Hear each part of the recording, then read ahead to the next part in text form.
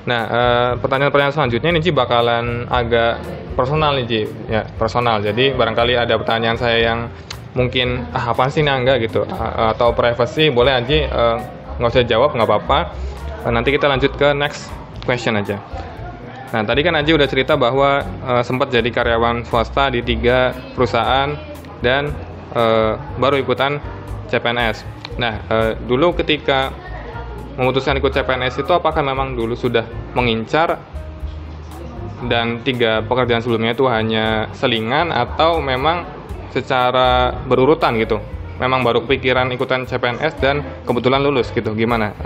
Baru kepikiran dan kebetulan langsung lulus. Itu saya tuh daftar 2 hari sebelum penutupan. Waduh. Iya, saya ingat banget tuh 2 hari sebelum penutupan saya baru daftar dan berkasnya itu kan ada berkas yang diupload dan berkas yang dikirim. Iya. Yang berkas yang dikirim itu kan fotokopian semua kalau saya ingat saya. Dan itu harus nyampe itu 3 hari dari pas saya ngirim. Jadi saya tuh terakhir itu saya khawatir juga berkas saya nyampe atau enggak gitu kan. Iya. Gitu. Karena lagi pas saya daftar itu mungkin karena nggak kepikiran sih sebelumnya, iseng gitu kan, tahu dari temen. Iseng ya? Iya. Waduh. Karena kan ya gitulah, mungkin secara nggak disengaja gitu kan, ada informasi dari temen, saya iseng-iseng daftar karena emang cita-cita saya juga sebenarnya sih TNI ya. Gitu kan. Oh ya, dia dulu pernah cerita tuh teman-teman, saya masih ingat nih. Iya. Terus lihat dari seragamnya juga kan kayaknya ya mirip-mirip lah gitu kan. Makanya saya tertarik gitu. Sempat daftar. Taunya lolos gitu. Ya.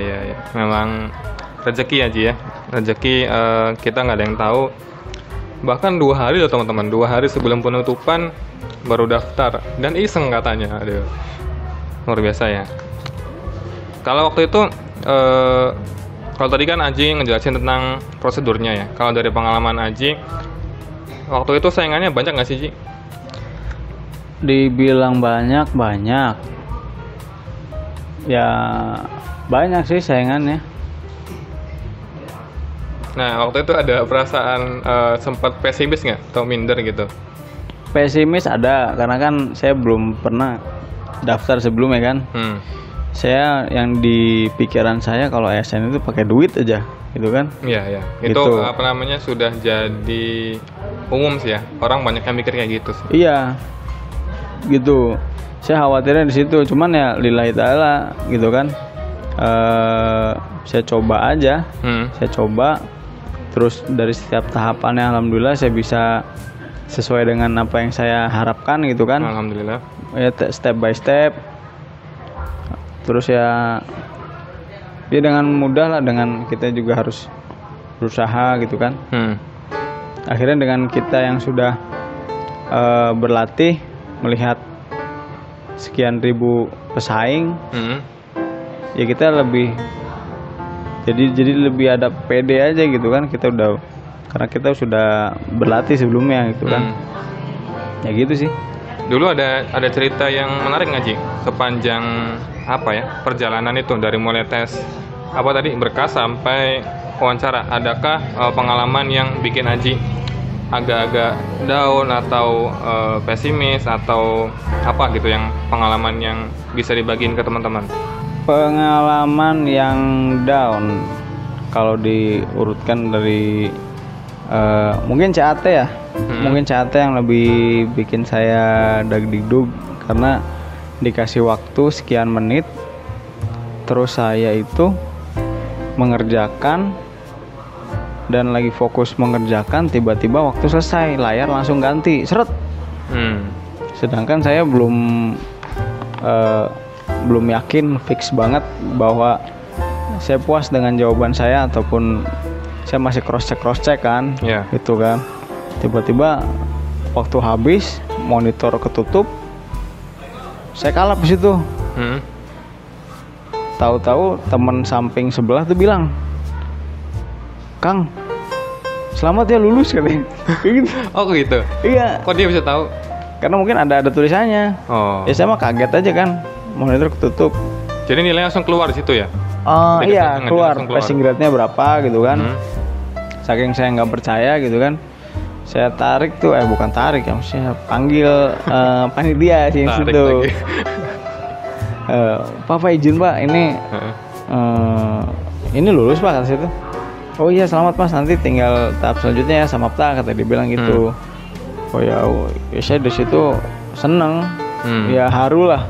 Dibandingkan pada saat tes berikutnya Samapta wawancara, saya lebih haru di situ sih. Ya. Karena itu senang banget ya. Karena dari pas saat itu, dari satu sesi itu dari 200 yang lolos, rata-rata lolos tuh cuma 20. Itu alhamdulillah saya 20 di antara mereka yang lolos.